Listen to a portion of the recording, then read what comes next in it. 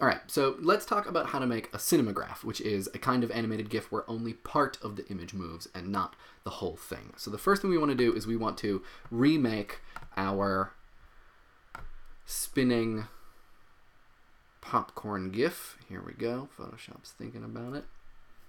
Here we go. We're going to create a frame animation. We are going to make frames from layers, make sure it plays. Great. So here, make sure this goes on forever. Who doesn't want forever spinning popcorn? All right, so now what we want to do is we want to make an image that sits on top of the images that move, that are progressing. And the way that we do that is we are going to go to our top layer right here. We are going to go to the, so if we want to see the top layer, we need to select the last frame, because that is just how the timing in Photoshop works. The final frame is the top layer. And so what I'm going to do is I'm going to select this top layer, and then I'm going to duplicate it. I'm going to click on the layer menu button, and I'm going to select duplicate layer right up at the top here, duplicate layer. And then I can call it something. So I'm going to call it mask, because that is what it is going to be. And now what I have is I have the exact same image as the top two layers here. And so what I'm going to do with the mask layer is I'm going to delete a part of it so that when the other frames play, you will be able to see them move through the deleted part in the mask layer. So the way that I'm going to do that is I'm going to go over to the left-hand side to the tools, and I'm going to select the magnetic lasso tool.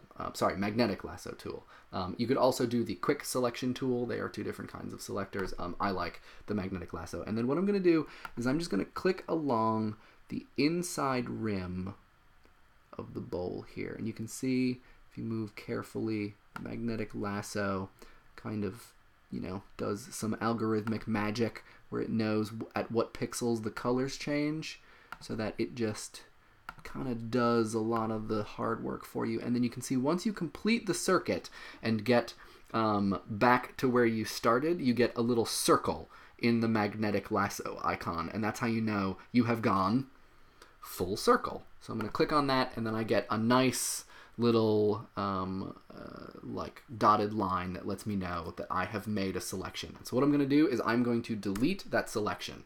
And when I delete it, I can see that I have the empty Photoshop canvas on the other side of it.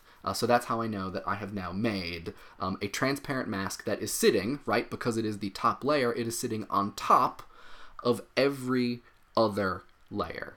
We can see actually, and if we look down at the timeline, we can see there is one little problem here, which is that since we are on the last frame here, we do not want to, when we make this GIF, we do not want everything to blink out for 1 second. And that is happening because on every frame, we want to make sure that we are showing both the mask and the image that we want to show beneath it. So on this frame, we are only showing the mask and no image beneath it.